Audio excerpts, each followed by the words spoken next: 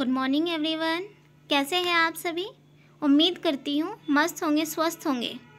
आपका मेरे अपने यूट्यूब चैनल 4NS क्लासेस में आज फिर से स्वागत है।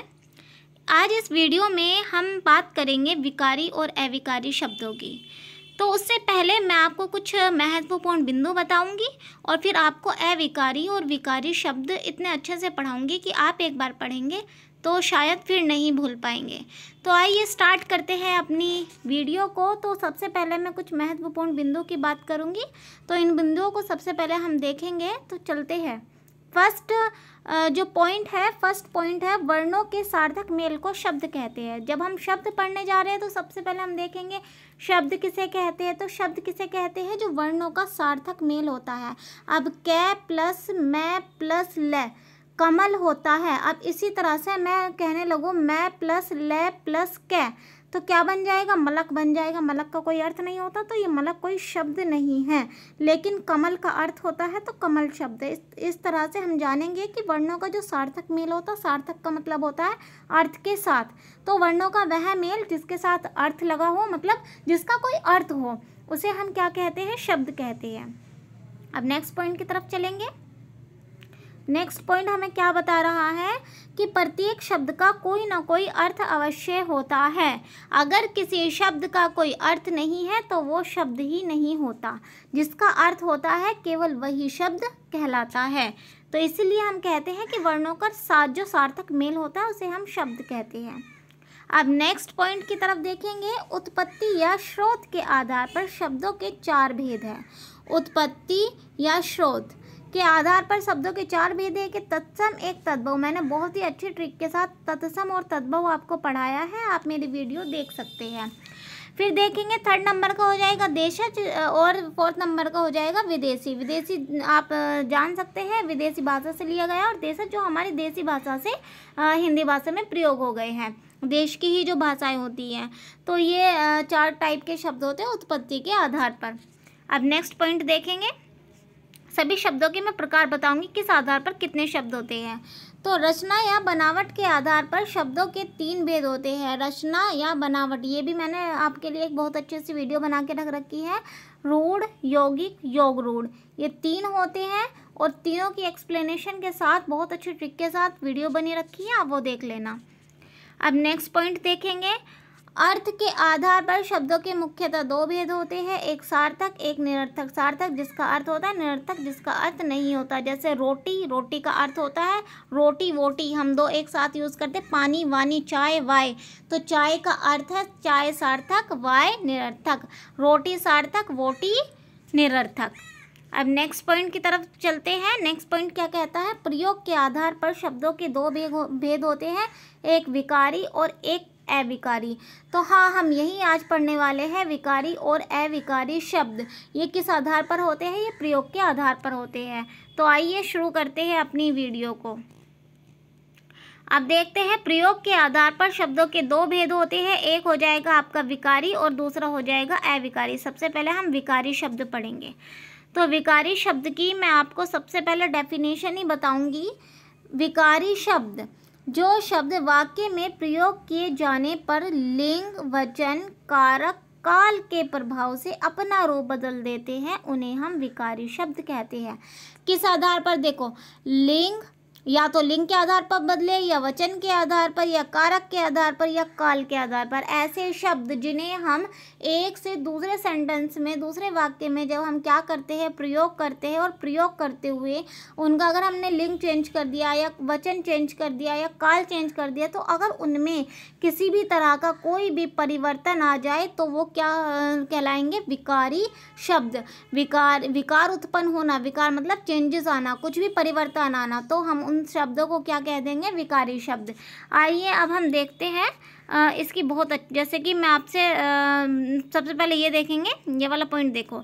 संज्ञा, सर्वनाम, विशेषण और क्रिया, ये जो आपको चार चीज़ें दिखाई दे रही है। संज्ञा, सर्वनाम, विशेषण और जो क्रिया होती है, ये विकारी शब्द होते हैं। हम इनमें विकार उत्पन्न कर देते हैं। उदाहरण के लिए लड़का संज्ञा शब्द है जो प्रयोग के अनुसार कई वाक्यों में कई रूपों में आ सकता है। कैसे?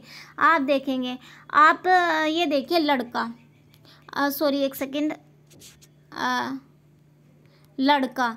अब हमने ये कहा लड़का खाना खाता है।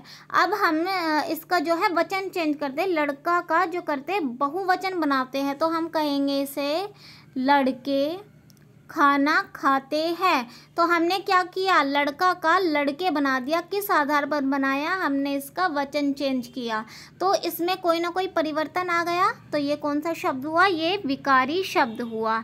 अब आप देखना, मैंने इसी सेंटेंस में बताया लड़का खाना खाता है, और इसी को हमने चेंज किया बहुवचन में, बहुवचन में चेंज किया। लड़के खाना खाते हैं, तो खाता का हमने बना दिया खाते। तो ये क्या है, ये क्रिया है, और ये क्रिया वचन के आधार पर चेंज हो गई। और खाता का हम खाया भी बना सकते हैं, खाएंगे भी बना सकते हैं, खाएगा भी बना सकते हैं, खाएगी भी बना सकते हैं। तो हम जहाँ पर किसी न किसी तरह चेंज कर देंगे, तो हम वो उस शब्द को हम क्या कहेंगे, विकारी शब्द कहेंगे। तो आप देखेंगे, एक एग्जाम्पल और मैं लेके देखती हूँ आपके सामने। जैसे कि आपके सामने लिखा हुआ है, आपके सामने लिखा हुआ है जैसे कि पत्ते पेड़ से टूट रहे हैं। पत्ते पेड़ से टूट रहे हैं, मैं इसका बना दूं पत्ता, इसका बिल्कुल पत्ता बनाया जा सकता है। टूट रहे होगा, टूट, देखो टूट का बना सकते हैं, टूटना, टूटेगा, टूटा। तो हम जहाँ पर भी चेंज कर सकते हैं वो विकारी शब्द कहलाते हैं। तो आपको होपफुली ये पॉइंट बिल्कुल समझ में आया होगा। अब यहाँ पर एक एग्जाम्पल और है, लड़कों ने मैच खेला। लड़कों ने मैच खेला। अब हम यहाँ इसका लड़के ने मैच खेला एक वचन बना सकते हैं, ठीक है। और यहाँ पर बहुत सारे मैच खेले, तो हम जहाँ पर भी, अब यहाँ पर खेल का खेलेगी बना सकते हैं, खेलेगा बना सकते हैं। लेकिन हम जब सेंटेंस चेंज करते हैं, सेंटेंस चेंज करते हुए लिंग वचन या कारक के आधार पर जब हम चेंज करते हैं, जिन शब्दों में चेंजेस आ जाती है, तो वो क्या कहलाता है, हमारा विकारी शब्द कहलाता है। अब यहीं पर देखेंगे, लड़के ने मैच खेला, लड़के ने पाठ पढ़ा। तो आप यहाँ पर समझ सकते हैं इस पॉइंट को। अब आ जाते हैं अविकारी शब्द पर। जब आपने विकारी समझ लिया, तो अविकारी समझने की ज़रूरत नहीं है। विकारी वो शब्द होते हैं जिसमें हमने विकार कर दिया, और अविकारी इसका हो जाएगा अपोजिट, जिसमें हम विकार कर ही ना सके, जिसमें हम परिवर्तन कर ही ना सके। तो ऐसे शब्द क्या कहलाते हैं, अविकारी शब्द कहलाते हैं। डेफिनेशन देख लेंगे, वाक्य में प्रयोग किए जाने पर जिन शब्दों के रूप में विकार उत्पन्न नहीं होता, उन्हें हम अविकारी शब्द कहते हैं।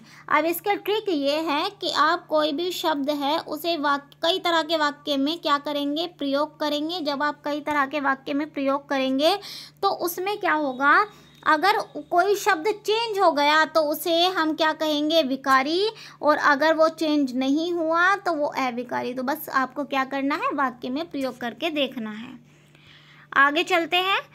अब इसमें हम एग्जाम्पल देखेंगे। जैसे कि आपके सामने ये शब्द लिखा हुआ है, कब, क्यों, कहाँ, कैसे, इधर, उधर, इसलिए, तुरंत, शीघ्र, अंदर, बाहर, में, पर, ऊपर, नीचे, क्योंकि, किंतु, परंतु, लेकिन।